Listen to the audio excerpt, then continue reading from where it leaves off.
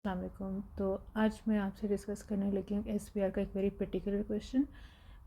Start करने से पहले कुछ चीज़ें मैं आपको ये बताना चाहती हूँ कि प्लीज़ इस वीडियो को गौर से सुनना और गौर से देखना, बिकॉज़ ये एक ऐसी टेक्निक है जो थ्रू आउट दी एसपीआर आपके, चाहे वो कैलकुलेशन हो, चाहे वो आपके लॉन्ग क्वेश्चन हो, शॉर्ट क्वेश्चन हो, थ्योरेटिकल क्वेश्चन हो, कोई से भी क्वेश्चन हो, इंशाल्लाह ये टेक्निक उन सब में एक जैसी एप्लीकेबल होगी। बिकॉज़ हमने क्वेश्चंस को देखा हुआ है अपने टाइम पे। मैंने किट भी, पास पेपर्स भी किए हुए हैं, एंड देन मैंने एएफएम भी दिया हुआ है।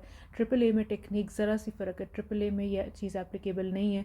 इवन एसबीएल में भी ये टेक्निक किसी हद तक अप्लाई होती है, बट किसी कुछ एक्सटेंट तक हर पेपर की नेचर डिफरेंट होती है। बट एसपीआर फॉर पर्टिकुलर, ये वाली जो पर्टिकुलर टेक्निक है ना, इंशाल्लाह ये सारे क्वेश्चंस में एप्लीकेबल होगी।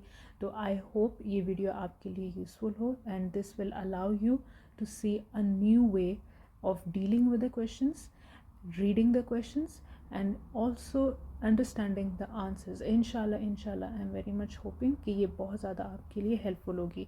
अब I can understand throughout the previous years SPR के नेचर में काफ़ी ज़्यादा चेंजेस आती रहती हैं, क्वेश्चंस की नेचर चेंज होती है, टेस्टिंग मार्किंग क्राइटेरिया डिफरेंट होते हैं, बट टेक्निक इंशाल्लाह सेम रहेगी।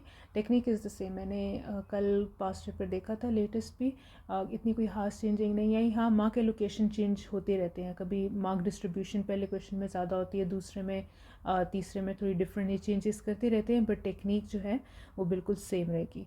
अब इसमें मैंने इतना ज़्यादा कॉम्प्लिकेटेड क्वेश्चन नहीं उठाया, बिकॉज आई कैन अंडरस्टैंड कि अभी आपकी पोजीशन इस तरह की है कि आपने कहा कि आपके कॉन्सेप्ट्स भी क्लियर नहीं है। सो हम वैसे स्टैंडर्ड डिस्कस करेंगे जो हमने F3 और F7 में भी पढ़ा हुआ है, बिकॉज हमारा मेन मकसद आज का यहाँ पे ये है कि हम क्वेश्चन को पढ़ना और उसको अंडरस्टैंड करना और उसको अप्लाई हम किस तरह करें। ठीक है, तो ये देखो, ये एक पर्टिकुलर क्वेश्चन है जो एथिक्स के रिलेटेड है। ठीक है, अब ये थोड़ा सा शॉर्ट क्वेश्चन है, ये मैंने पास्ट पेपर का उठाया अराउंड, आई थिंक ये 2018 का था। मार्क एलोकेशन की टेंशन नहीं लो, अभी हो सकता है पेपर पैटर्न चेंज हुआ हो, मार्क एलोकेशन की फ़िक्र नहीं करो, बट हमने फोकस किस पे करना है, around the context of the scenario and the question. ठीक है, अब ये चीज़ जो है, I do not know tutors ये आजकल बताते हैं कि नहीं, बट जो हमारे टाइम पे टेक्निक जो हमेशा यूज़ होती है वो ये है कि सबसे पहले आप क्वेश्चन पढ़ो। इसकी वजह भी मैं बताऊंगी क्वेश्चन क्यों पहले पढ़ते हैं। अब यहाँ पे रिक्वायर्ड देखो मुझे नहीं पता सिनेरियो क्या है। मैं फॉर एग्ज़ाम्पल मैं आपकी जगह पे हूँ and I am sitting in the exam room. मुझे नहीं पता ये सिनेरियो क्या है, ये क्या है, मुझे नहीं पता। ठीक है, मैंने इसको नहीं पढ़ा। मेरी टेक्निक ये होगी कि ये पढ़े बगैर, ये सारा पढ़े बगैर मैं जाऊँगी क्वेश्चन पे and I will read the question, I will start reading the question, I will read it as discuss. And notice करना कि एक एक वर्ड पे मेरा प्रेशर होगा। Discuss the ethical and accounting implications. This is a very important phrase of words. यहाँ पे दो चीज़ें वो ये पॉइंट आउट कर रहा है, ethical and accounting implications। तो यहाँ पे एक चीज़ और ये है दूसरी चीज़ जिसको मुझे यहाँ पे डील करना है। Of the above situations from the perspective of the accountant। Clear हो गया? यहाँ पूरी रिक्वायरमेंट में मेरा फोकस क्या है, मेरी चीज़ क्या है, जो सबसे इम्पॉर्टेंट है, की वर्ड क्या है, एथिकल एंड अकाउंटिंग इम्प्लीकेशन। और हर क्वेश्चन में, चाहे वो कैलकुलेशन हो, चाहे थ्योरेटिकल हो, चाहे लॉन्ग हो या शॉर्ट हो, उसमें हमेशा ऐसे कीवर्ड्स होंगे। जैसे for example calculate the goodwill, calculate the provision, calculate the carrying value of the asset. ये की टर्म्स होते हैं कि एक्चुअली मुझसे क्वेश्चन की डिमांड क्या है, क्वेश्चन मुझसे डिमांड क्या कर रहा है। यहाँ पे वो मुझसे क्या डिमांड कर रहा है, ethical and accounting implications of the above situations. ऊपर जो कुछ हो रहा है मुझे नहीं पता अभी क्या हो रहा है, बिकॉज मैंने नहीं पढ़ा। ऊपर जो कुछ हो रहा है मुझे उसके ethical and accounting implications discuss करने हैं। अब स्टार्ट करने से पहले अभी देखो, अभी भी मैं सिनेरियो रीड नहीं करूँगी, मैं यहाँ पे थोड़ा सा पॉज लूँगी। ठीक है, और मैं एग्ज़ाम रूम में ये सोचूंगी कि ठीक है, एथिकल एंड अकाउंटिंग इम्प्लीकेशंस, ये दो वर्ड्स हैं जो मैंने अभी पढ़े हैं। मेरे एक्सपीरियंस के मुताबिक, फॉर एग्जाम्पल जब आप एग्जाम रूम में होंगे, you will already have experience of dealing with questions in the past papers, because ज़ाहिर है आप प्रैक्टिस के साथ जाओगे, तो आप वहाँ पे साइलेंटली ये सोचोगे, ठीक है, मेरे एक्सपीरियंस के मुताबिक जब मैंने एथिक या अकाउंटिंग इम्प्लीकेशंस के ऊपर जब भी क्वेश्चंस किए हैं, तो यूजुअली मुझे किन चीज़ों से डील करना पड़ा है। तो आप क्या करोगे, अब वहाँ पे रफ, ज़ाहिर है आपके पास वर्किंग पेपर होगा, क्विकली आप यहाँ पे ऐसे करोगे एथिक्स, चलो ठीक है, एथिक्स में मुझसे क्या ACCA code of ethics discuss होते हैं, सो वेरी लाइकली यहाँ पे कोई मे बी इंटेग्रिटी का इशू आ जाए, मे बी यहाँ पे कोई कॉन्फिडेंशियलिटी का इशू आ जाए, ठीक है, मुझे नहीं पता, मे बी यहाँ पे कोई प्रोफेशनल बिहेवियर का इशू आ जाए, मे बी यहाँ पे प्रोफेशनल कॉम्पिटेंस, ठीक है, प्रोफेशनल, ये मैं जल्दी जल्दी लिख रही हूँ, professional competence and due care का इशू आ जाए, या मेरे पास यहाँ पे ऑब्जेक्टिविटी का इशू आ जाए। यूजुअली जब एथिक्स की बात होती है तो हमाद as in the exam room will think कि यहाँ पे ये इश्यूज डिस्कस होते हैं। अकाउंटिंग इम्प्लीकेशंस का क्या मतलब होता है, आप ये सोचोगे, ठीक है, मेरे एक्सपीरियंस के मुताबिक अकाउंटिंग इम्प्लीकेशंस में क्या चीज़ें आती हैं, यहाँ पे क्या होता है, जजमेंट का इश्यूज आता है, बिकॉज आपको पता है कि अकाउंटिंग में हमें काफ़ी एरियाज पे जजमेंट यूज़ करनी होती है। एक जजमेंट की एग्जांपल ही होती है डिप्रिसिएशन पॉलिसी, ठीक है, एसेट्स के रिलेटेड हम अक्सर जजमेंट के हिसाब से उनका डिप्रिसिएशन जो पॉलिसी होती है वो सिलेक्ट करते हैं कि ये रिड्यूसिंग बैलेंस होगा या ये स्ट्रेट लाइन होगा, या एसेट्स के लिए हम यूज़फुल लाइफ में भी अपनी जजमेंट या एस्टिमेट यूज़ करते हैं। तो जजमेंट, अकाउंटिंग में जजमेंट यूज़ होती है, तो आप ये सोचोगे ठीक है, जजमेंट का इशू आता है, और जजमेंट की वजह से अकाउंटिंग ट्रीटमेंट जो है उसका मतलब होता है अकाउंटिंग इम्प्लीकेशन के यहाँ पे अकाउंटिंग ट्रीटमेंट क्या यूज़ हो रहा है।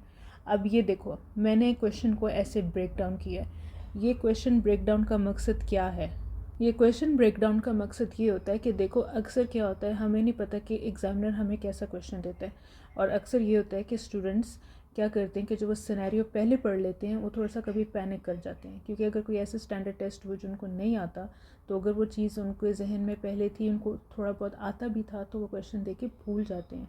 ऐसे होते बहुत कॉमन एग्ज़ाम सिचुएशन में, बिकॉज ऑलरेडी पैनिक वाला सीन होता है, और कुछ ऐसा आ जाए जो हमें नहीं आता, तो क्या होता है, हम पैनिक में भूल जाते हैं।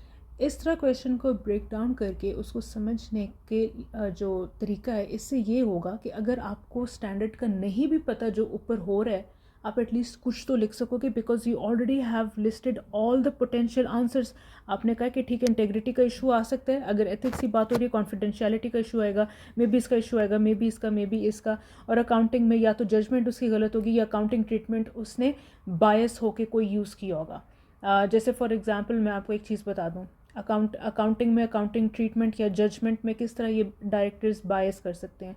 जैसे फॉर एग्जांपल अगर आपकी लेट्स से किसी एसेट की जब हम डिप्रिसिएशन करते हैं, तो अगर आपकी रिड्यूसिंग बैलेंस मेथड में उसकी डिप्रिसिएशन इनिशियल ईयर्स में ज़्यादा आ रही है, तो अगर ज़्यादा डिप्रिसिएशन चार्ज है इसका मतलब ज़्यादा एक्सपेंस होगा, पर रिड्यूसिंग बट स्ट्रेट लाइन में अगर एक्सपेंस इतना ज़्यादा नहीं आ रहा, तो डायरेक्टर्स क्या करेंगे, वो कहेंगे चलो यार स्ट्रेट लाइन मेथड यूज़ कर लो ताकि हमारे एक्सपेंसेस कम रिपोर्ट हों, और चाहे ताकि प्रॉफिटेबिलिटी ज़्यादा अच्छी आए।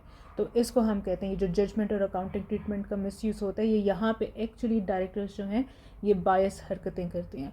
तो अभी ये देखो, इस टेक्निक से मैंने अभी तक सिनेरियो भी नहीं पढ़ा, इस टेक्निक से आपका ऑलमोस्ट 40% आंसर डन हो चुका है, बाकी 60% जो है वो एप्लीकेशन होगी, जो भी आपने सिनेरियो पढ़ के उसको नीचे डिस्कस करना है। ये बहुत इंपॉर्टेंट टेक्निक है, ये थ्रू आउट दी SPR आप ये टेक्निक जो है वो अप्लाई होगी, ठीक है, थ्रू आउट द कोई भी आपके पास क्वेश्चन आए हमेशा इसी टेक्निक से होगा। अब यहाँ पे बज़ाहिर लग रहा है कि टाइम लगेगा, क्योंकि ऑलरेडी काफ़ी टाइम गुजर चुका है, आपको लगेगा भाई मेरा तो आधे से ज़्यादा टाइम यहीं पे गुजर जाएगा, बट नहीं, जब आप इसी टेक्निक से बार बार प्रैक्टिस करोगे, it will become the matter of seconds कि आपको स्पॉट करना आ जाएगा, and with in matter of seconds आपको क्वेश्चन की नेचर फ़र्क जो है वो समझ में आ जाएगी, एंड एप्लीकेशन बहुत ज़्यादा ईजी हो जाएगी। तो यहाँ पे मैंने ये कर लिया कि चलो ये पॉसिबल सीन्स इसमें हो सकते हैं। अब मैं जाऊँगी सिनेरियो पढ़ने, ठीक है, एंड यू विल अंडरस्टैंड कि यहाँ पे जो सिनेरियो है उसको समझना और उसके इश्यूज स्पॉट करना कितना ज़्यादा इजी हो जाएगा। तो दूसरी चीज़, इसके बाद जब मैंने क्वेश्चन रिक्वायरमेंट पढ़ ली, मैंने उसको समझ लिया, मैं यहाँ पे इसकी मार्क एलोकेशन चेक करूँगी। चलो ठीक है, 13 मार्क्स हैं, 2 मार्क्स प्रोफेशनल हैं, 15 मार्क्स हैं टोटल। मुझे थोड़ा बहुत आइडिया हो जाएगा कि चलो ये अच्छी खासी वेटिंग का है या ये थोड़ी कम वेटिंग का है, क्वेश्चन है, क्या सीन चल रहा है, थोड़ा सा जनरल आइडिया आपको क्वेश्चन के मार्क्स से भी आइडिया हो जाता है। तो ये भी कुछ कभी कभार इसको देखना भी अच्छा रहता है। अब चलो क्वेश्चन की तरफ। अब देखना, क्वेश्चन पढ़ने की भी टेक्निक होती है, मैं ये बताती हूँ, जो सिनेरियो ना उसकी पढ़ने की भी टेक्निक होती है। यहाँ पे आपने गए, ठीक है। अब यहाँ पे क्या सीन है, क्योंकि मैंने ये पढ़ ली है, मुझे एग्जैक्टली पता होगा मुझे यहाँ पे कौन से इश्यूज़ को स्पॉट करना है। और अब आप देखना कि इश्यूज़ किस तरह आपको स्पॉट क्विकली होंगे। Gustoso is a public limited company which produces a range of luxury Italian food products which are sold to restaurants, shop and supermarkets. ठीक है। It prepares its financial statements in accordance with international financial reporting standards. The directors of Gustoso receive a cash bonus. ये important piece of information है because इससे क्या थोड़ा बहुत hint होगा ethical implications का, ठीक है। ये important piece of information है। If reported profits for the year exceed a predetermined target, तो मैं यहाँ पे क्या करूँगी, मैं इसको हाईलाइट कर लूँगी। ये इम्पॉर्टेंट पीस ऑफ इंफॉर्मेशन है। 1 मिनट, ठीक है। The directors of Gustoso receive a cash bonus if the reported profits for the period exceed a predetermined target. ये important piece of information है क्योंकि इससे बहुत हमें थोड़ा बहुत हिंट हो रहा है कि चलो ठीक है, डायरेक्टर्स, अब यहाँ पे थोड़ी बहुत हिंट होनी शुरू होगी कि डायरेक्टर्स का इंसेंटिव है, बीच में डायरेक्टर्स का एक फाइनेंशियल बेनिफिट है। Gustoso has performed in excess of targets for the year ended 31st December 2007, ठीक है। Forecasts for 2008 are however pessimistic due to economic uncertainty and stagnant nation-wide wage growth, ठीक है। हमारे फोरकास्ट 2008 के कुछ इतने ज़्यादा अच्छे नहीं शो हो रहे, ठीक है। अब यहाँ पे मुझे एक चीज़ बताओ, यहाँ पे ज़रा स्टॉप करते हैं। अगर फोरकास्ट मुझे 2008 के ज़्यादा अच्छे नहीं नज़र आ रहे, ठीक है, तो इससे ये हो सकता है, आप ये सोचो कि चलो ठीक है, डायरेक्टर्स ऑलरेडी बोनस अचीव करते हैं प्रॉफिट टारगेट्स की बेसिस पे, तो अगर नेक्स्ट ईयर का फोरकास्ट कोई इतना खास नहीं है, तो इससे ये नहीं लगता कि रिस्क बढ़ रहा है कि डायरेक्टर्स कोई हेरा फेरी करेंगे, कुछ अकाउंट्स में कुछ ना कुछ तो करेंगे, या मे बी डायरेक्टर्स क्या कर सकते हैं कि वो इस साल के प्रॉफिट्स को पर्पसली हाई रिपोर्ट करेंगे ताकि भाई जल्दी से बोनस ले लो जितना हो सकता है, क्योंकि नेक्स्ट ईयर के जो रिजल्ट्स हैं वो काफ़ी ज़्यादा अनसर्टन है बिकॉज ऑफ इकोनॉमिक अनसर्टेनिटी। तो एज अ डायरेक्टर ये थोड़ी बहुत हेरा फेरी कर सकते हैं कि मे बी इस ईयर वो ज़्यादा प्रॉफिट रिपोर्ट करने की कोशिश करें। देखो यहाँ पे अभी तक मैंने सिनेरियो को नहीं पढ़ा, जो मेन सिनेरियो नीचे है वो मैंने नहीं पढ़ा, बट देखो यहाँ पे जो माइंड स्टॉर्मिंग चल रही है ना, एक एक लाइन के साथ आप वहाँ पे पॉज करके आप सोचो कि ठीक है इस चीज़ के इम्प्लीकेशन क्या हो सकते हैं, इस चीज़ के इम्प्लीकेशन क्या हो सकते हैं, बिकॉज एवरी स्टेटमेंट की हर कोई ना कोई इंपॉर्टेंस ज़रूर होती है। आपने क्वेश्चन को ब्रेक डाउन किया, आपको पता चला कि एथिकल और अकाउंटिंग इम्प्लीकेशंस क्या हो सकते हैं, एंड देन आप जैसे जैसे पैसेज पढ़े हो आपकी वो चीज़ जो है वो सिस्टम में आना शुरू हो चुकी है कि ठीक है ये एक सिनेरियो दिया हुआ, सिचुएशन दी हुई है, आप ऑटोमेटिकली आपका ब्रेन उसका एथिक और अकाउंटिंग इम्प्लीकेशन से लिंक करना स्टार्ट हो जाएगा। This is very very important and literally आपका क्वेश्चन बहुत ईजी हो जाता है ऐसी टेक्निक से। तो मुझे as an accountant, because I am an accountant in the exam room, मुझे शक पड़ रहा है कि डायरेक्टर्स कुछ ना कुछ ज़रूर करेंगे। अब चलते हैं, पहला scenario, provisions. A new accountant has recently started work at Gustoso. She noticed that the provision balance as at 31st December 2007 is significantly higher. A बहुत important piece of information आई है, is significantly higher than in the prior year.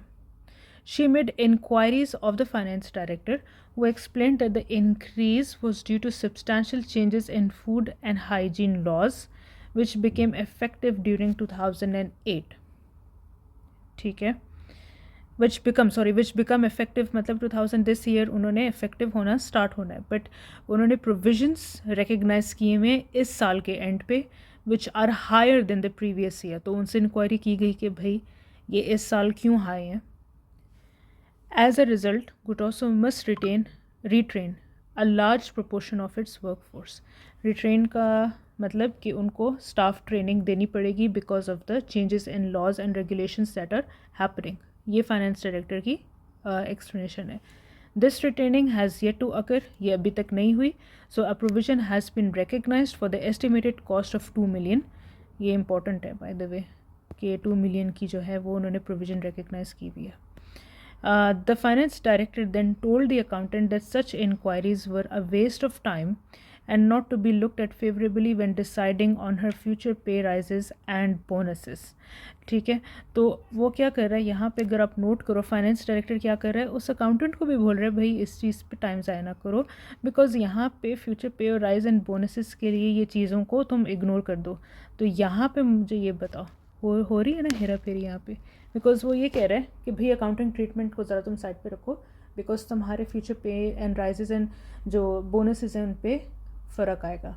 अब यहाँ पे आपको already accounting and ethical implications की थोड़ी थोड़ी hint आनी शुरू हो गई है. एथिकल इम्प्लीकेशंस तो ईजी है बिकॉज हमें यहाँ पे पता है वो हेरा फेरी कर रहे हैं. एथिकल इम्प्लीकेशंस में नीचे जाओ तो यहाँ पे क्या चीज़ पे ज़्यादा इफेक्ट आ रहा है. ठीक है, यहाँ पे आप कह सकते प्रोफेशनल बिहेवियर, उसका प्रोफेशनल बिहेवियर नहीं है. ठीक है, कि वो जो है कि उस अपने प्रोफेशन की वो रिस्पेक्ट नहीं कर रहे, because they are also trying to tell the new accountant कि भाई तुम इसको इग्नोर करो ताकि तुम्हारे फ्यूचर पे राइजेस और बोनसेस पे इसका असर ना आए. तो प्रोफेशनल बिहेवियर नहीं है फाइनेंस डायरेक्टर का. दूसरी चीज़ यहाँ पे ऑब्जेक्टिविटी पे भी असर आ रहा है. आपको ये पता होगा ऑब्जेक्टिविटी में चीज़ें आती हैं जैसे सेल्फ इंटरेस्ट है, फेमिलियरिटी इश्यूज़ हैं, सेल्फ रिव्यू थ्रेट्स होते हैं, इंटिमिडेशन थ्रेट होते हैं. तो ये ऑब्जेक्टिविटी में आता है. और यहाँ पे क्योंकि उन्होंने अकाउंटिंग ट्रीटमेंट, अभी हमें नहीं पता अकाउंटिंग ट्रीटमेंट सही है या गलत है, बट यहाँ पे जो फाइनेंस डायरेक्टर है ना, उसका जो मेन इंसेंटिव है ना, या उसका जो बेनिफिट ज़्यादा उसका ध्यान है वो फ्यूचर पे राइजेस एंड बोनसेस पे, जिसका मतलब ये कि यहाँ पे उसका सेल्फ इंटरेस्ट जो है वो कॉम्प्रोमाइज़ हो रहा है. यहाँ पे सेल्फ इंटरेस्ट का इशू आ रहा है बिकॉज भाई मैं जो भी यहाँ पे मेरा एम है वो मेरे इस तरह मैं फाइनेंस डायरेक्टर कर रहा है ताकि उसका जो चांस है फ्यूचर पे राइज और बोनस का वो हाई रहे. तो यहाँ पे उसका सेल्फ इंटरेस्ट आ रहा है. तो यहाँ पे एथिकल इश्यूज़ में दो चीज़ें हम काउंट कर सकते हैं. एक ये है प्रोफेशनल बिहेवियर का और एक ऑब्जेक्टिविटी जो सेल्फ इंटरेस्ट पे आ रहा है. प्रोफेशनल कॉन्फिडेंस ड्यू केयर नहीं है बिकॉज उसकी जो यहाँ पे अभी तक कोई हिंट नहीं ऐसी आई जिससे हमें पता चले कि उसकी प्रोफेशनल जो नॉलेज है, IFRS नॉलेज है, वो वीक है. ठीक है, कॉन्फिडेंशियलिटी का भी इशू नहीं है, इंटेग्रिटी का भी इशू नहीं है, क्योंकि इंटेग्रिटी क्या, उसने झूठ तो नहीं बोला, उसने ऐसी कोई बात नहीं की. प्रोफेशनल बिहेवियर क्योंकि उसने अकाउंटेंट का एक तरह का ब्रेन वॉश करने की कोशिश की है. और ऑब्जेक्टिविटी सेल्फ इंटरेस्ट कि वो उसको ये कह रहा है कि भाई इसको इग्नोर करो ताकि वो फ्यूचर पे राइजेस एंड बोनसेस पे असर ना आए. तो ये दो चीज़ें मैंने एथिक्स पे स्पॉट कर ली हैं. अकाउंटिंग ट्रीटमेंट ज़रा सा ट्रिकी होगा. यहाँ पे अकाउंटिंग ट्रीटमेंट पे क्या है, प्रोविजंस डिस्कस हो रहे हैं. कौन सा स्टैंडर्ड टेस्ट हो रहा है यहाँ पे टेस्ट हो रहा है IAS 37. ये चीज़ टेस्ट हो रही है प्रोविजन की. ठीक है, इसको मैं डिस्कस नहीं करूँगी. ये फाइनेंशियल इंस्ट्रूमेंट्स हैं और मुझे पता है फाइनेंशियल इंस्ट्रूमेंट्स किस तरह के होते हैं, तो इसको डिस्कस नहीं करना. हमारा मेन एम यहाँ पे डिस्कस करना है question technique and passage reading and application. तो ये चीज़ मैं डिस्कस नहीं करूँगी. IAS 37 ये चीज़ अप्लाई हो रही है बिकॉज यहाँ पे प्रोविजंस का जिक्र आ रहा है.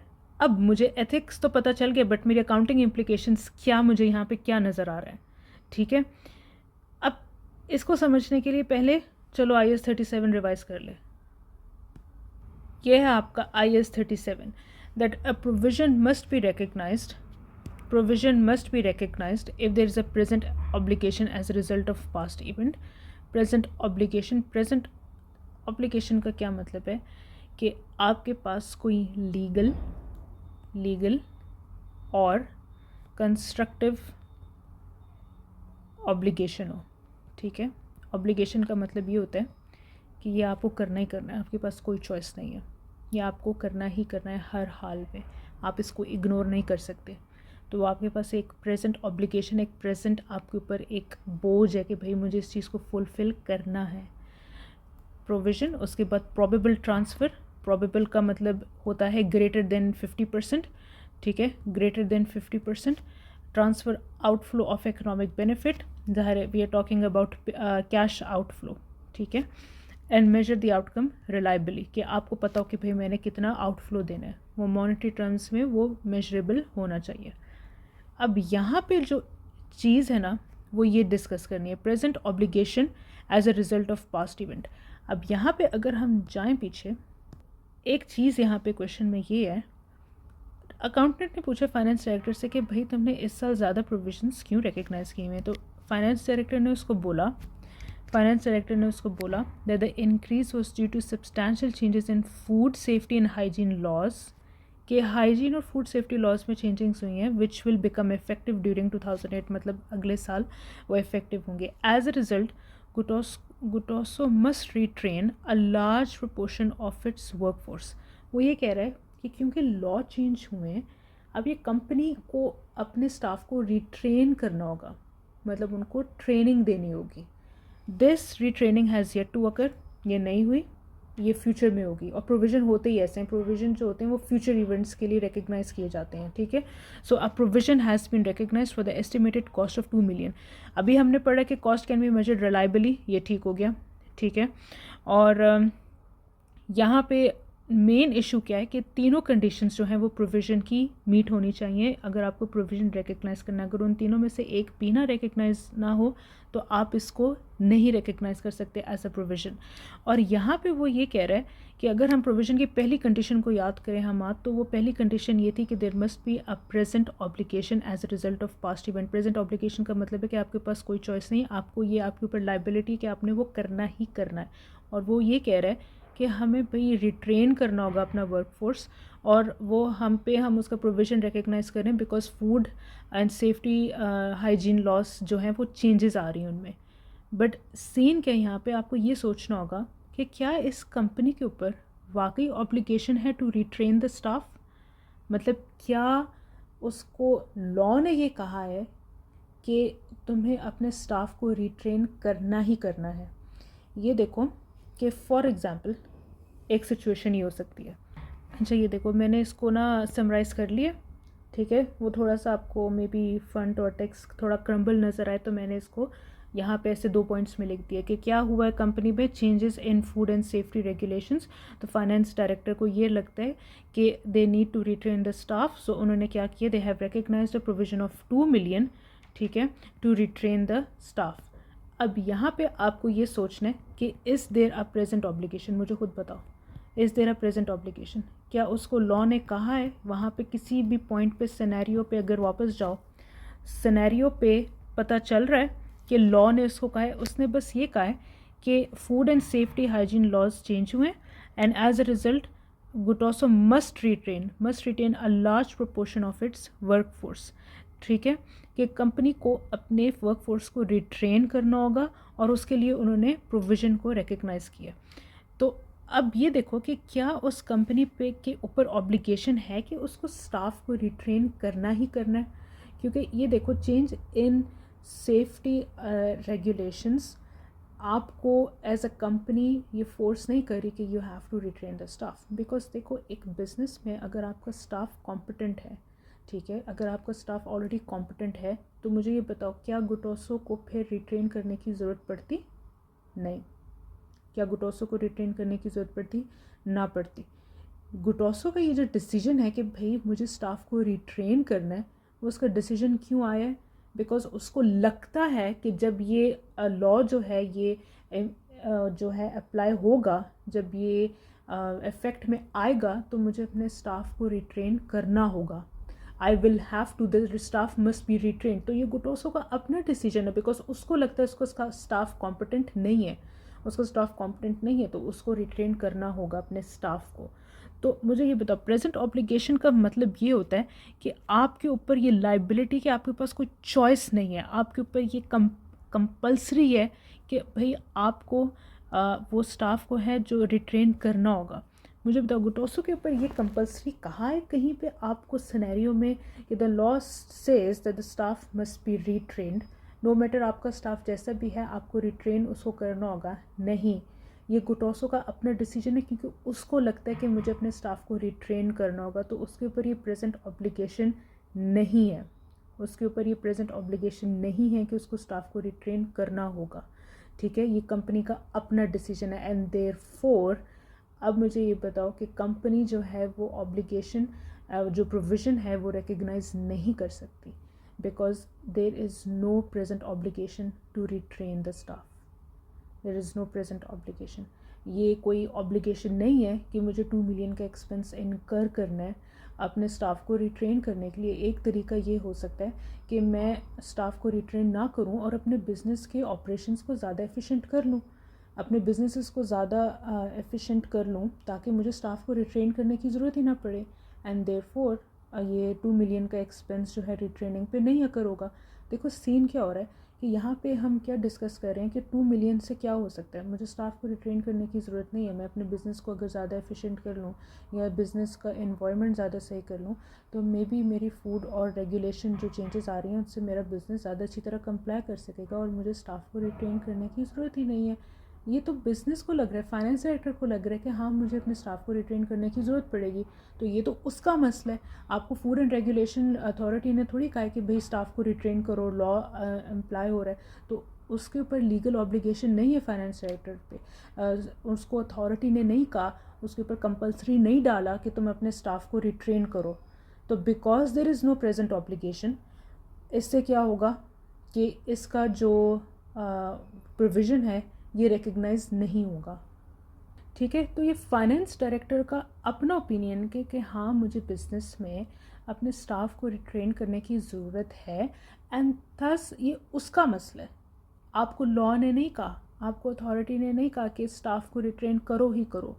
ठीक है, या आपको पता है कि मेरी बिज़नेस एनवायरनमेंट इस तरह का नहीं है कि उस फूड एंड सेफ्टी रेगुलेशन को वो सपोर्ट कर सके, तो मुझे लगता है कि मुझे अपने स्टाफ को रिट्रेन करना होगा। तो ये आपका बिज़नेस एक्सपेंस होगा, ये आपका प्रोविज़न नहीं होगा।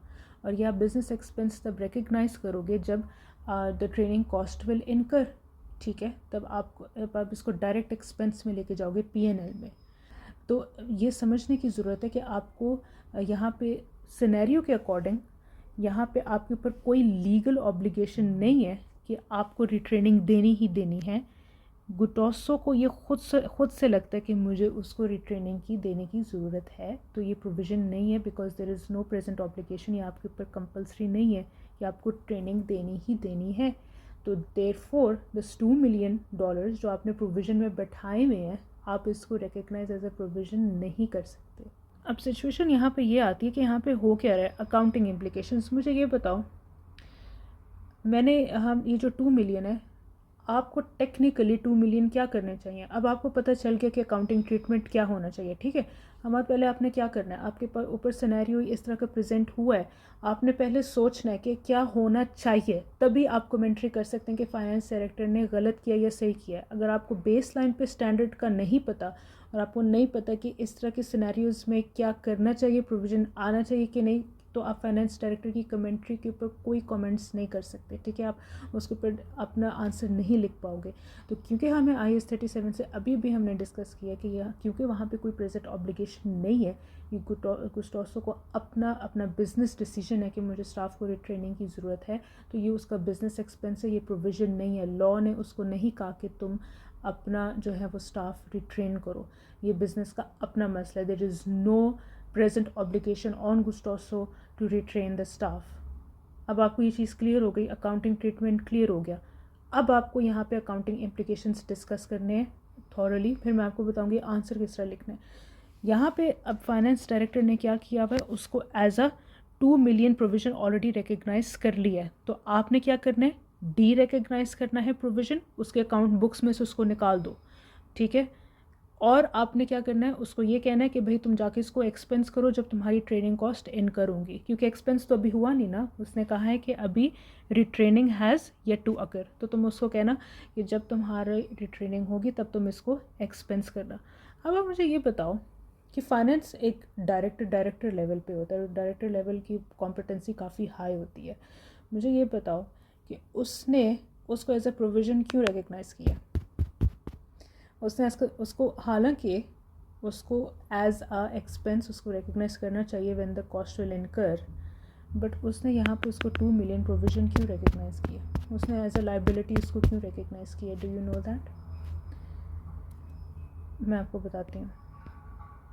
ठीक है, ये लंबा जा रहा है बट देखा ये ब्रेन स्टॉर्मिंग कितनी हो रही है, ये बहुत इंपॉर्टेंट चीज़ है। ये बहुत ज़्यादा हैवी लग रहा होगा आपको, लग रहा होगा ये ज़्यादा बोल रही है, ये बहुत ज़्यादा ओवर कर रही है एक्सप्लेनेशंस, बट रिमेंबर प्लीज़ अगर आप इसको ऐसे लेके चलो और प्रैक्टिस करो इसी की बेसिस पे, ये आपका बहुत जल्दी आपका इस पर हाथ खुलेगा और इंशाल्लाह टाइम भी बहुत कम लगेगा इन क्वेश्चंस को सॉल्व करने में।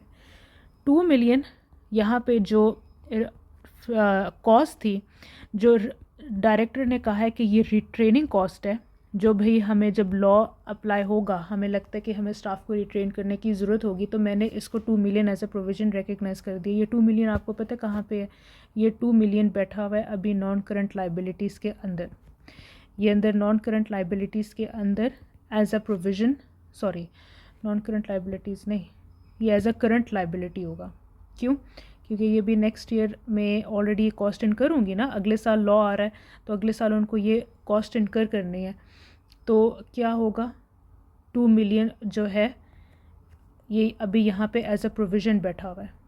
ये है फाइनेंस डायरेक्टर ने ये किया हुआ है, 2 मिलियन यहाँ पे बैठाया हुआ है, ठीक है।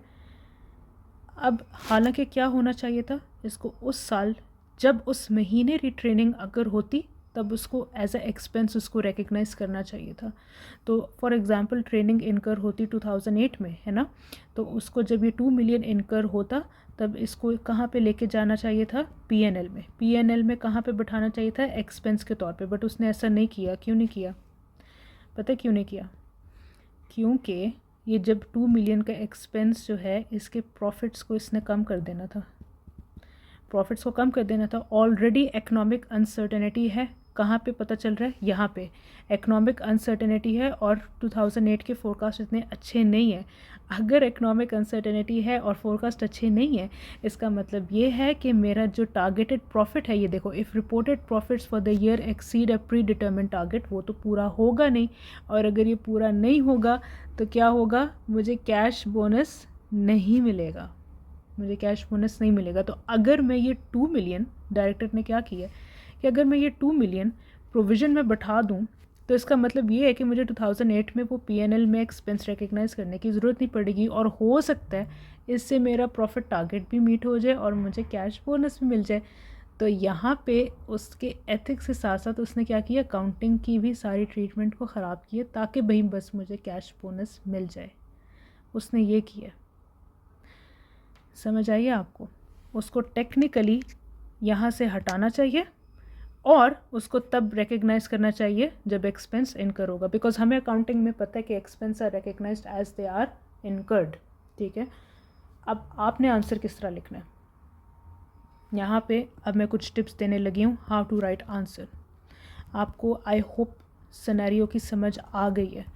ये है क्वेश्चन अंडरस्टैंड करने का तरीका और सिनेरियो अंडरस्टैंड करने का तरीका। आंसर किस तरह लिखूँ, ठीक है। यहाँ पे आपने डिस्कस किया है, एथिकल समझ आ गई, प्रोफेशनल बिहेवियर का मसला आया और सेल्फ इंटरेस्ट का इशू आया। अकाउंटिंग इम्प्लिकेशंस डिस्कस कर ली। उसने गलत प्रोविज़न रिकग्नाइज़ किया because there is no present obligation. उसका लॉ ने नहीं कहा उसको कि फूड एंड सेफ्टी रेगुलेशन की वजह से तुम्हें स्टाफ को रिट्रेन करने की ज़रूरत है, क्योंकि ये गुस्टोसो का अपना बिजनेस डिसीजन है, क्योंकि उसको लगता है कि उसका स्टाफ कॉम्पिटेंट नहीं है तो उसको रिट्रेन करने की उसको ज़रूरत है, तो ये उसका मसला है, ठीक है। यहाँ पे हमें सिनेरियो में नहीं कहा हुआ कि लॉ ने उसको कहा है कि तुम स्टाफ को रिट्रेन करो। So there is no present obligation on Gustoso to retrain the staff. Because there is no present obligation, ये 2 मिलियन का प्रोविज़न रिकग्नाइज नहीं होगा। ये 2 मिलियन का प्रोविज़न कहाँ पे जाएगा? एक्सपेंस होगा जब ये कॉस्ट इनकर होगी, जब रिट्रेनिंग करनी होगी तब जाके उसको एक्सपेंस में डाल दो। अब हाउ टू राइट आंसर्स, ये वाली जो टेक्निक है, अगेन यू थ्रू आउट आपके एसपीआर में ये जो सिचुएशन है, ये थ्रू आउट दी एसपीआर में ये टेक्निक अप्लाई होगी, चाहे वो कैलकुलेशन हो, चाहे वो शॉर्ट लॉन्ग थ्योरेटिकल जो भी हो। एक मैं आपको एक टिप्स दूँ, जब मैं एसपीआर एसपीएल और ट्रिपल ए पढ़ रही थी उस टाइम पे, तब मुझे ये जो ऑनलाइन टीचर थे ना उस टाइम पे, उन्होंने मुझे ये टिप दी थी। ये टिप ये होती है कि assume your self as a director, ठीक है। Assume your self as a director. क्यों?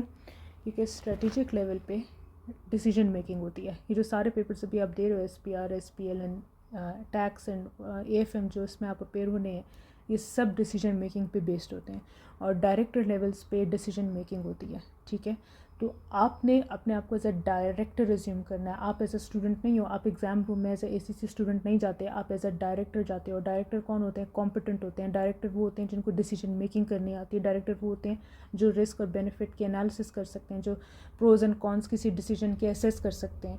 एंड देयरफॉर आप एज अ डायरेक्टर जब जाओगे तो ऑटोमेटिकली आपको एक अंदर एक अथॉरिटी फील होती है कि हाँ, एज अ डायरेक्टर अगर मेरे सामने रियल कंपनी में मैं डायरेक्टर हूँ और मेरे सामने ये सिचुएशन प्रेजेंट की जाए तो मैं इसको कैसे हैंडल करूँगा, मैं इसको कैसे देखूँगा, मैं इसको किस नज़रिए से देखूँगा। और डायरेक्टर्स जो होते हैं वो ज़ाहिर है कॉम्पिटेंट होते हैं, तो उनका जो लेवल होता है काम करने का वो मैनेजर लेवल या सुपरवाइज़र लेवल का नहीं होता। तो जो हमने अभी डिस्कशन की है ना, ये डायरेक्टर लेवल पे ऐसे डिस्कशंस होती हैं। हम सारे सिचुएशन को अपने सामने रखते हैं। तो अपने आप को एज अ डायरेक्टर रिज्यूम करो कि मैं यहाँ पे डिसीजन मेकिंग की टेक्निक्स और डिसीजन मेकिंग के नज़रिए से चीज़ों को मैंने डिस्कस करना है, ठीक है। और अभी हमने क्या डिसाइड किया है, ये 2 मिलियन का प्रोविज़न हटाओ और एक्सपेंस करो उसको, जब उसका एक्सपेंस इनकर होगा। ये डिसीजन मैंने दी है, ये डिसीजन डायरेक्टर ने दी है। Number 1, assume your self as a director. Number 2, ये एग्ज़ाम टिप है, examiner does not know anything. ये बहुत इंपॉर्टेंट टिप है और ये लिटरली इस this tip changed my life. Examiner does not know anything. देखो, एग्जामिनर को आप ऐसे एक्सप्लेन करो जैसे एग्जामिनर को IFRS IAS नहीं आते, उसको नहीं आता, उसको नहीं पता प्रोविज़न क्या, उसको नहीं पता कि डी रिकग्निशन किस तरह होती है, उसको क्लासिफिकेशन का नहीं पता, लाइबिलिटी से एक्सपेंस की क्लासिफिकेशन का नहीं पता। तो अब मुझे ये बता हमाद कि अगर आपके सामने एक छोटा बच्चा हो जिसको ये अकाउंटिंग स्टैंडर्ड्स का नहीं पता, जिसको अकाउंटिंग नहीं आती, तो उसको आप कैसे एक्सप्लेन करोगे? मुझे खुद बताओ। अब तुम सोचने बैठो, मैं उसको कैसे एक्सप्लेन करूँगा? अगर मेरे सामने एक IAS 37 का जो स्टैंडर्ड है, बेस लाइन पे मेरी सिनेरियो में IAS 37 अप्लाई हो रहा है, तो क्या मेरा आंसर वहाँ से स्टार्ट नहीं हुआ कि IAS 37 होता क्या है?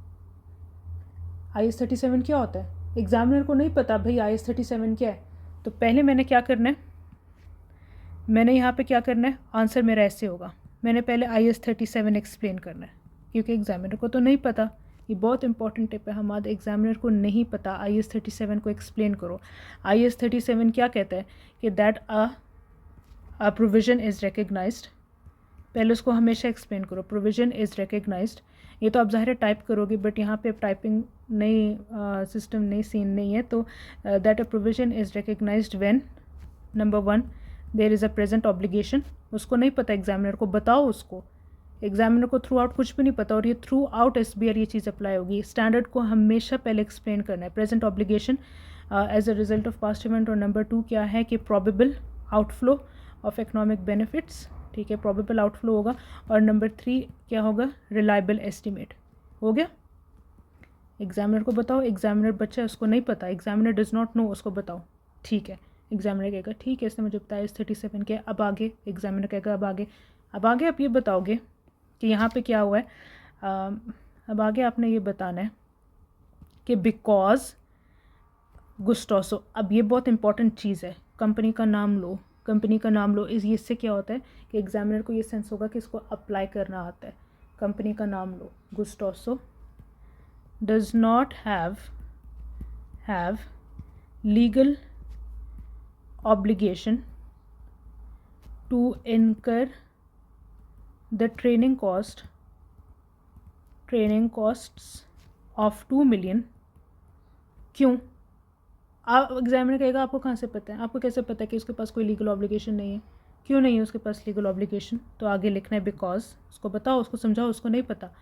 बिकॉज क्या था? to incur the training cost of 2 million because it is Gustoso's business decision। देखो, business decision to incur the costs as they feel the need to retrain the staff when the law is applied। If the staff is competent, if the staff was competent या is competent, Gustoso might not have felt the need to retrain the staff, या अगर उसका business operation to retrain the staff if the staff was competent, और यहाँ पे एक और चीज़ लिख दो, और business operations स्मूथ होते, या ऐसा कुछ लिख दो, या बिजनेस ऑपरेशंस वर स्मूथ होते, या अगर उसका बिजनेस एनवायरनमेंट फेवरेबल होता कि उसको ट्रेनिंग की ज़रूरत नहीं है तो ये 2 मिलियन की क्वेश्चन करना होती। तो यहाँ पे देखो इफ़ की चीज़ आती है, इफ़ ये होता तो अगर ये होता, अगर इफ़ ये होता तो ये होता।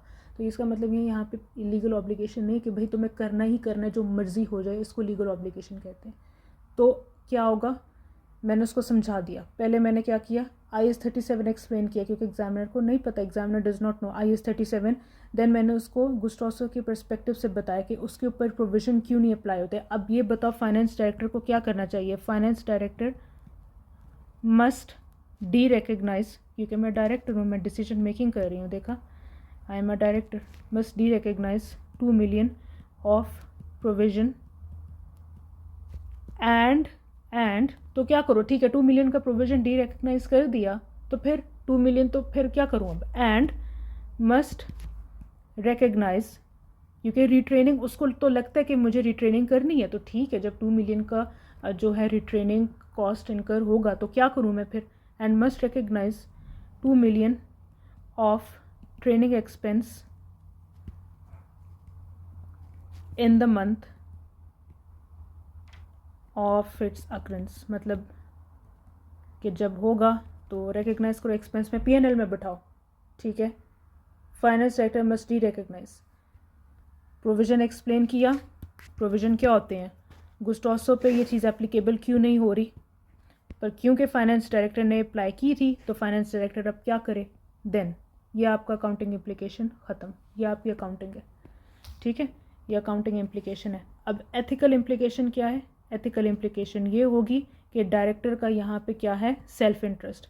सेल्फ इंटरेस्ट क्यों है, नंबर 1 क्योंकि मुझे सिनेरियो से ये पता चला है कि फोरकास्ट जो हैं वो अनफेवरेबल हैं, फोरकास्ट जो है अनफेवरेबल है, नंबर 1। सो इससे क्या होगा, फोरकास्ट अनफेवरेबल हैं तो देयरफॉर क्या होगा, reduce chances of cash bonus. So finance director ने क्या किया, so director tried to increase the next year profits। Next year के क्यों, क्योंकि उसका एक्सपेंस रिकग्नाइज होना था अगले साल जब लॉग ने अप्लाई होना था और स्टाफ रिट्रेनिंग होनी थी, बट उसने प्रोविज़न इस साल रिकग्नाइज कर ली है कि लाइबिलिटीज़ को उठा लो, अगले साल 2 मिलियन को करने की कुछ ज़रूरत नहीं पड़ेगी क्योंकि 2 मिलियन तो प्रोविज़न में बैठे हुए हैं। तो उसको अच्छा देखो, एक और चीज़ मैं बताती हूँ। So try to increase the next year cash bonus, ये सेल्फ इंटरेस्ट आ गया, तो ये आपका एथिकल इम्प्लीकेशन है, सेल्फ इंटरेस्ट। फिर reduce chances, so director try to increase the next year cash bonus. यहाँ पे एक और चीज़ क्या होगी, प्रोफेशनल बिहेवियर, ओके। और प्रोफेशनल बिहेवियर कैसे आया, प्रोफेशनल बिहेवियर इस सेंस में आया है कि अगर आप, मैं ऊपर जाऊँ सिनेरियो पे दोबारा, तो मैंने एक और चीज़ यहाँ पे नोटिस की थी कि न्यू अकाउंटेंट है, और अब न्यू अकाउंटेंट अगर आपकी बिज़नेस में आए, आपकी कंपनी में आए, तो क्या आप उसका ब्रेन वॉश करने की कोशिश करो कि भाई जाने दो प्रोविजंस को, बिकॉज ये कैश बोनसेस से लिंक्ड है तो ज़्यादा टेंशन लेने की ज़रूरत नहीं है।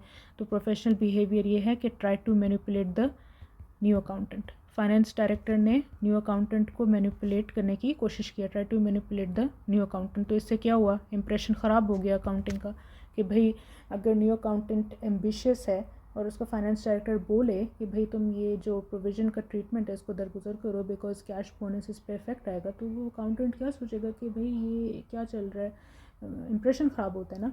तो try to manipulate the new accountant, ये सीन है आपकी। हो गए, ये देखो सिनेरियो हमने किस तरह लिखा है, ये बहुत इंपॉर्टेंट टिप्स है, प्लीज़ इसको ना बस लिख लो कहीं पे। और ये पूरे SBR में ये चीज़ अप्लाई होगी। Examiner does not know anything, examiner एक छोटा सा बच्चा है, ये लिटरली ये मेरे ट्यूटर के वर्ड्स हैं। Examiner is a small child who does not know anything. एक छोटे बच्चे को आप कैसे समझाते हैं, एक छोटे बच्चे को आप छोटा छोटा करके समझाते हैं, एक्सप्लेन करते हैं, और हर डिसीजन की रीजनिंग दो। जैसे मैंने यहाँ पे क्या कहा है कि उसके पास कोई लीगल ऑब्लिगेशन नहीं है टू इनकर द ट्रेनिंग कॉस्ट। क्यों नहीं है, आपको कैसे पता है कि क्यों नहीं है, बिकॉज फिर आपने मैंने रीजनिंग दी, ठीक है। Finance director must derecognise 2 million of provision. क्यों? क्योंकि मैंने उसको ऊपर बता दी है कि उसके लिए प्रोविजन क्यों नहीं है। एंड मस्ट रिकग्नाइज, ठीक है, अगर 2 मिलियन का प्रोविजन डी रिकग्नाइज कर दी है तो फिर मैं क्या करूँ उस 2 मिलियन का, उसको as a training expense recognise करो। एथिकल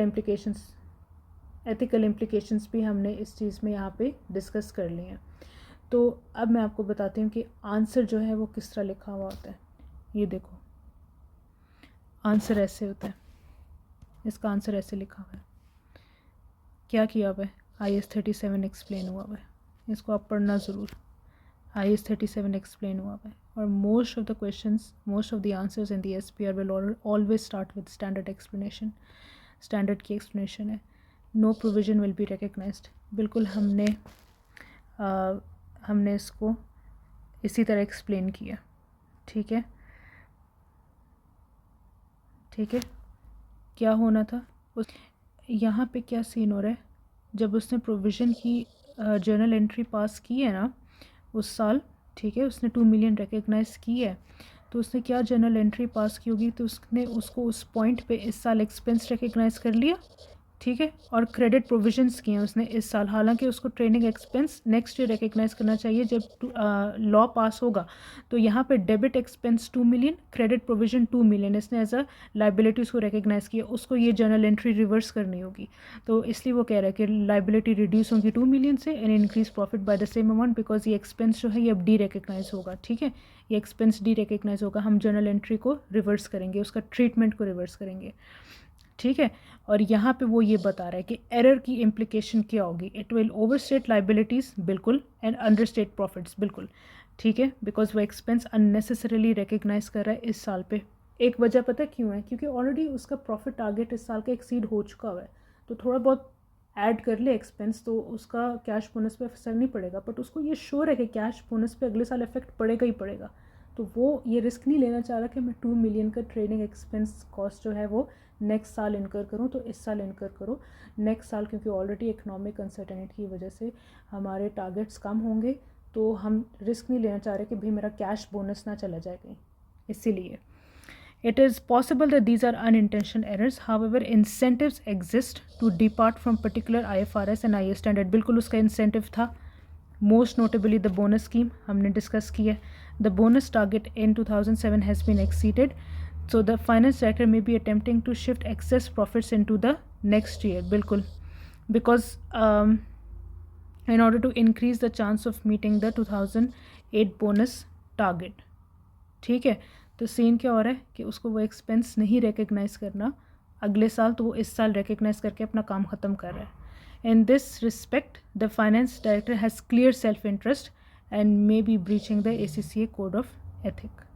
और ये जो है ये जो सीन है ना कि फाइनेंस जो अकाउंटेंट है उसको क्या करना चाहिए, ये टिपिकल वो होते हैं सॉल्यूशंस होते हैं जो बस याद कर लिया तो आ जाएंगे। आपको पता चले कि अब आंसर को अंडरस्टैंड करना, लिखना और ये चीज़ें किस तरह होती हैं।